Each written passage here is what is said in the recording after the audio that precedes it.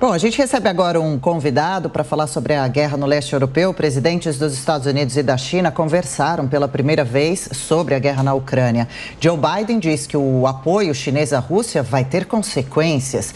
Por sua vez, Xi Jinping criticou sanções indiscriminadas contra os russos e dizem que apoiam a Rússia, mas que não desejam também romper laços com o Ocidente. Para falar sobre esse tema, a gente recebe agora o professor, então, de Economia Internacional do INSPER. Olá, professor Roberto Dumas, bem-vindo. Bom dia para o senhor. Bom dia, Tiago. Bom dia, Adriana. Prazer estar aqui com vocês. Prazer nosso. Obrigada, professor. O que o senhor destaca desse encontro das duas grandes autoridades? É possível a China apoiar, de certa forma, os russos, mas manter essa ligação, essa aliança, esse contato com os Estados Unidos da forma que Xi Jinping propôs?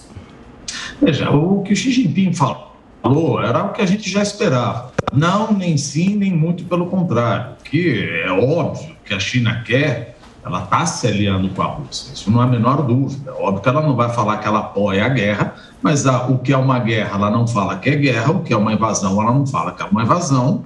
Se a Rússia tivesse conquistado a Ucrânia muito mais rápido, seria muito melhor para a China, mas a China está usando a Rússia no tabuleiro geopolítico. Ela usa a Rússia para tentar empurrar cada vez mais os Estados Unidos para fora da Europa. Não está conseguindo. Pelo contrário, houve agora, você está vendo, é uma união do Ocidente. Só que a China precisa tomar cuidado, porque ela está vendo as sanções que a Rússia está tomando.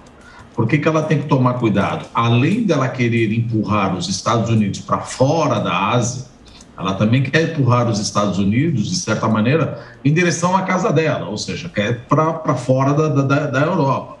Mas a China, ela também tem um interesse, isso já em 2013, o Xi Jinping declarou que essa conversa, ou essa história, ou esse problema, ou esse endereçamento de Taiwan é uma coisa que não pode durar para sempre.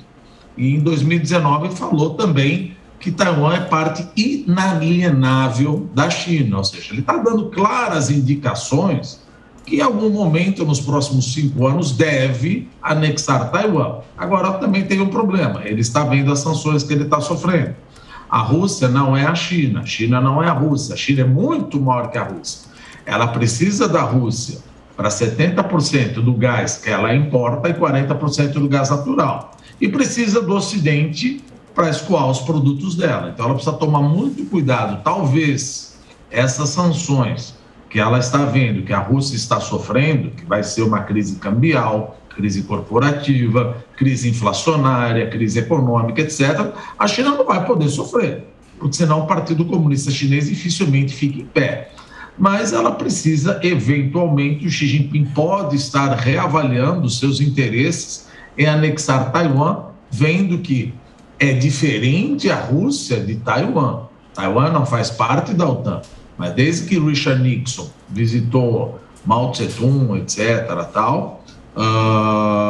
ficou claro o seguinte: consideramos a China parte, os Estados Unidos, Taiwan parte da China continental, mas continuamos vendendo armas para ela. Se por acaso ocorrer alguma anexação forçosa, os Estados Unidos vão intervir.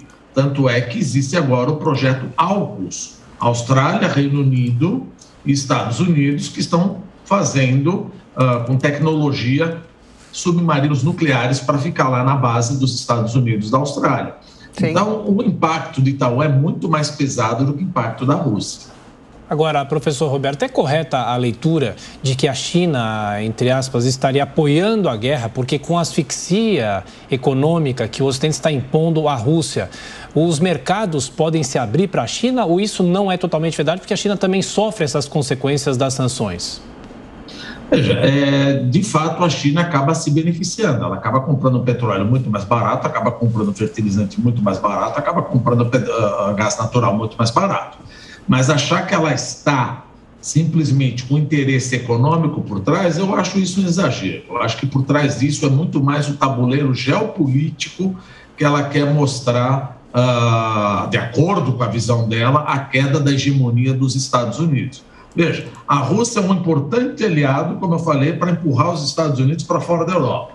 E eu, China, sou um importante player aqui, key player, para empurrar os Estados Unidos para fora da Ásia. E cada vez mais essa aliança mostra-se vantajosa. Só que é aquela coisa, a guerra está demorando demais. A Ucrânia está conseguindo, felizmente, se controlar e controlar essa guerra. A China gostaria, agora vamos ser claros, que a Rússia não gosta, que a China não quer os Estados Unidos na Ásia, isso é verdade. Que a China não quer os Estados Unidos na Europa, isso é uma pura verdade. Que a China apoia a guerra, ela não vai falar isso deliberadamente, porque senão ela falaria o termo guerra, porque senão ela falaria o termo invasão. Então ela faz aquele jogo dúbio que às vezes a gente fala, não, ela apoia, mas não apoia.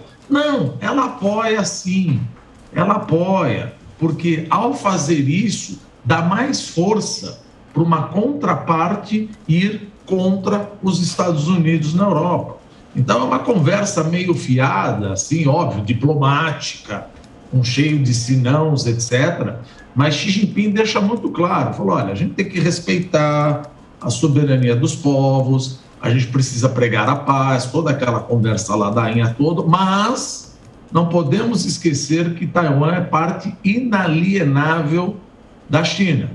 Então, o mesmo discurso que Putin fez em 2013, que não queria que os países fossem estendidos para a OTAN, em 2019, ele falou que a Ucrânia não era um país e que faria parte da Rússia. No final, Putin ficou surpreso com a surpresa do Ocidente.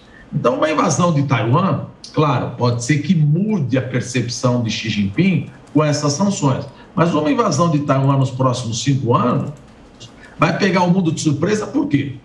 A China já está falando, olha, Taiwan é parte inalienável minha.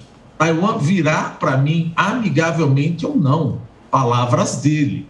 De novo, ele pode mudar essa narrativa ou essa conclusão vendo as sanções. Eu tenho 3 trilhões de dólares de reserva internacional. Sim, mas a maior parte está em título dos Estados Unidos, título do governo dos Estados Unidos. Eu bloqueio isso, é que nem o Tesouro Direto. Eu bloqueio isso, você não tem dinheiro. Você vai ter os mesmos riscos, as mesmas crises que a Rússia está sofrendo e vai bater demais no Ocidente. Então, é uma coisa muito mais perigosa, Taiwan, do que o que está acontecendo na Rússia. A China precisa tomar muito cuidado e os Estados Unidos precisa pisar firme nesse território aí.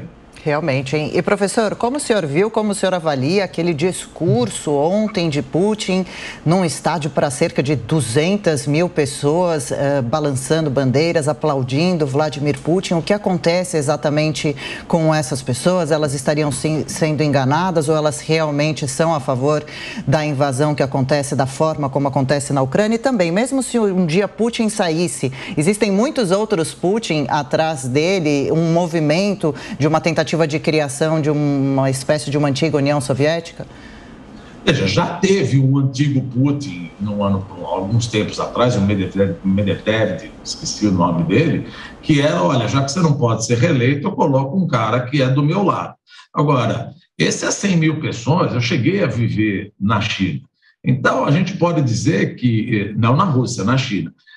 E a gente sabe que muitas pessoas que estão aí foram escolhidas a dedo. Elas não foram de livre e espontânea vontade. Muito provavelmente não. E outra, a imprensa é completamente cerceada. O que Putin está fazendo é aquela coisa, você não pode falar guerra. Quem fala guerra, quem fala invasão, leva 15 anos de prisão. Então, é uma operação especial militar para desnazificar os nossos irmãos ucranianos. Olha o absurdo. Agora, o que chama mais atenção, o que foi mais midiático e foi mais impactante, foi aqueles 110 carrinhos de bebês na Ucrânia.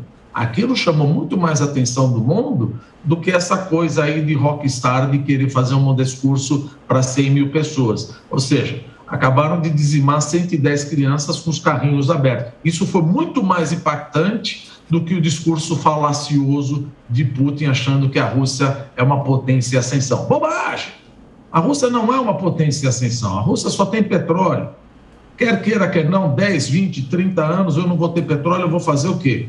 Ou seja, eu não estou me desenvolvendo como estou me desenvolvendo, como é o caso da China. Então, ela é um império, vamos dizer assim, em decadência, e Putin sabe disso. Só que, como dizia Angela Merkel, O Putin é um cara que tem a visão do século XIX, czarista, imperialista, expansionista, atuando no mundo da década do século XXI, ou seja, onde já se viu você fazer colônias ou começar a conquistar territórios? Isso não existe. Então, ele está completamente fora de espaço e tempo. Então, de novo, o que mais chamou a atenção da imprensa foram aquela cena horrorosa, triste, não foi horrorosa, dos 109 carrinhos de criança, que foram 110 bebês assassinados pela invasão da Ucrânia. Professor, a gente vai entrando na reta final da nossa conversa, temos mais 2 minutinhos aqui, ainda do ponto de vista econômico, né?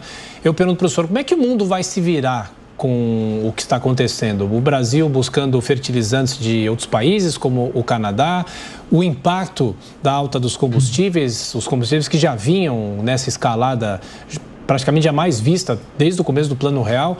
Eu pergunto para o senhor qual que vai ser a saída e do ponto de vista assim que termina a guerra, será que os preços voltam ao normal ou vai tudo continuar inflacionado?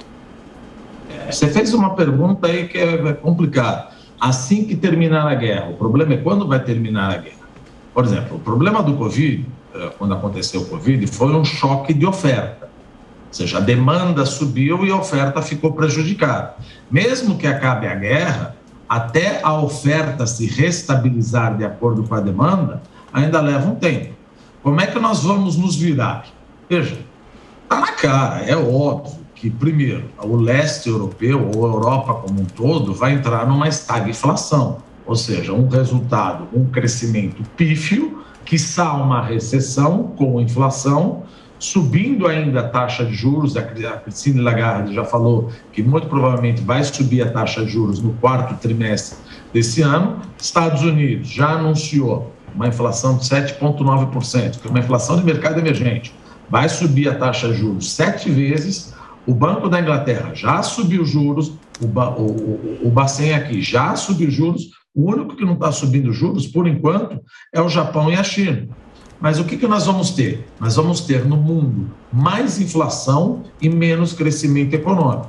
Agora, como é que nós podemos nos proteger? Veja, a guerra já está aí. Dificilmente a gente consegue se proteger. As autoridades monetárias estão se virando. Agora, uma maneira de se proteger é aquela coisa. Xi Jinping está dando, como a gente fala no mercado financeiro, já está dando call. Ele está falando.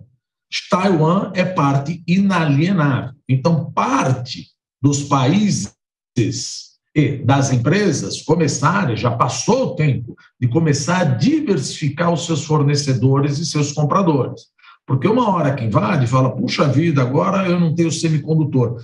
Já passou da hora. Assim como qualquer CFO diversifica compradores e vendedores, o país também precisa diversificar compradores e fornecedores e as empresas também, porque senão aí o Brasil e outros países, não estou falando do Brasil, sim, eles acabam sentindo muito mais forte esse impacto de uma provável invasão de Taiwan.